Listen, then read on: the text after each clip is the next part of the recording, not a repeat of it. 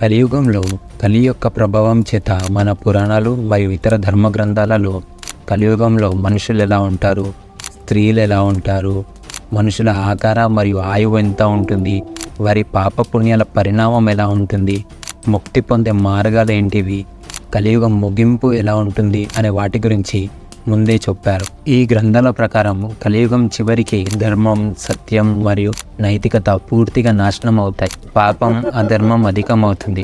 కలియుగం చివర ఎలా ఉండబోతుందో శ్రీ మహావిష్ణువు గరుడతో చెప్పినటువంటి విషయాలు గరుడ పురాణంలో ప్రస్తావించారు.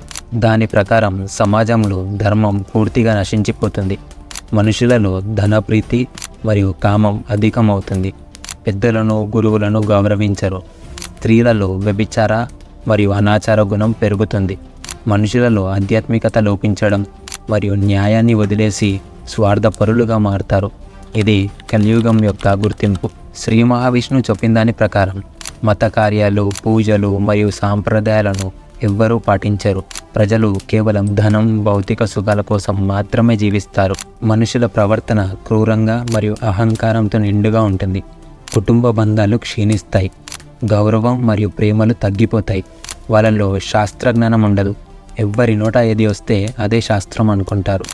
కలియుగం అంతంలో అధర్మం మరియు అసుర శక్తులు నాశనం అవుతాయి. మళ్ళీ ఒక కొత్త యుగం ప్రారంభమవుతుంది. అంటే సత్యయుగం ప్రారంభమవుతుంది. ఇలా సృష్టి ఒక చక్రంలా తిరుగుతుంది. 4 యుగాలలో కలియుగం చివరిది. మొదట సత్యయుగం, దాని తర్వాత త్రేతాయుగం, తర్వాత ద్వాపర యుగం. ద్వాపర యుగంలో మహాభారత యుద్ధం యుగసంధి సమయంలో జరిగింది. ఆ యుద్ధం తర్వాత శ్రీకృష్ణుడు తన ప్రాంతానికి తిరిగి వెళ్ళిన 36 సంవత్సరాలకు మనమున్న కలియుగం ప్రారంభమైంది. ధర్మాన్ని వదులుకొని ప్రజలు యాంత్రిక జీవనానికి అలవాటు పడి స్వార్థపూరిత బంధాలు ఏర్పరచుకుంటారు, అన్యాయాన్ని ఆచరిస్తారు. ఇప్పుడు చూస్తే పాపం ఎంతలా పెరిగింది అంటే కలియుగం అంతం దగ్గరలో ఉందా అనిపిస్తోంది. కానీ కొన్ని శాస్త్రాల అంచనా ప్రకారం ఇది ప్రారంభం మాత్రమే. ఇంకా ముందు ముందు చాలా భయంకరంగా ఉండబోతుంది. కలియుగం యొక్క ఆ భయంకర రూపాన్ని చూసే శక్తి ఇప్పటి మనుషులలో లేదు. కలియుగం దగ్గరికి వచ్చినప్పుడు మనుషుల రూపం ఎంత భయంకరంగా అవుతుంది అంటే వాళ్ళు మనుషులుగా తక్కువ, పిశాచులుగా ఎక్కువ కనిపిస్తారు.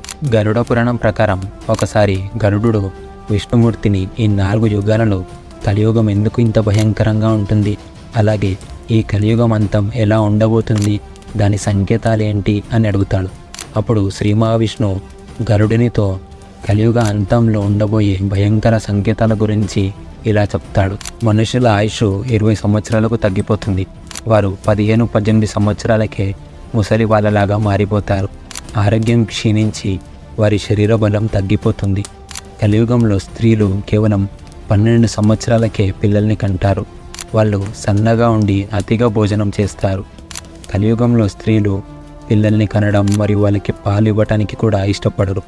మరియు వాళ్ళు అత్యంత క్రోధ గుణం కలిగి ఉంటారు. మహిళలు నైతికతను కోల్పోతారు. పతివ్రత ధర్మం వదిలేసి ఒకే మహిళ అనేక మంది పురుషులతో సంబంధాలు కలిగిన వారిగా ఉంటారు. మనుషులు పూజలు, పెళ్ళిళ్ళు, అంతిమ సంస్కారాలు, పెద్ద కర్మలు చెయ్యరు. ప్రకృతిలో పెద్ద సంక్షోభాలు జరుగుతాయి. వర్షాలు తగ్గిపోతాయి. భూమి పొడిగా మారుతుంది. పంటలు పండవు. చెట్లు ఫలితాలు ఇవ్వవు. సమస్త లోకం జల సంక్షోభంతో ఆహారానికి తీవ్ర కొరత ఉంటుంది. ప్రజలు ఆకలి, దాహంతో బాధపడతారు. మనుషులు పూర్తిగా మాంసాహారులుగా మారుతారు. జంతువులను తినడానికి మాత్రమే పెంచుకుంటారు. కలియుగంలో ఆహారం మొత్తం కలుషితమయ్యి ఆహారం నుంచే అనేక వింత రోగాలు వస్తాయి. కలియుగం చివర సమాజంలో అశాంతి విస్తరిస్తుంది. దుర్మార్గం, అవినీతి మరియు హింస అధికమవుతుంది. ప్రజలు మానవత విలువలను మర్చిపోతారు.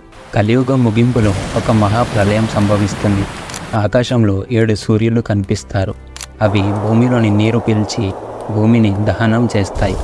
ఆ సూర్యుల వేడికి సంపూర్ణ జగత్తులో అగ్ని వర్షం కురిసి భూమిని మొత్తం అగ్ని జ్వాలలా మారుస్తుంది. భూమిలో అధర్మం అంతమయ్యాక పీల్చిన నీరు మొత్తం కొన్ని సంవత్సరాల వరకు కురిపించి నేలను చల్లపరిచి సత్య యుగానికి నాంది పలుకుతుంది. ఆ ప్రళయం అనంతరం సృష్టి మొత్తం పునరుద్ధరించబడుతుంది మరియు సత్యయుగం ప్రారంభమవుతుంది. అది సత్యం, ధర్మం మరియు శాంతి యొక్క యుగం అవుతుంది.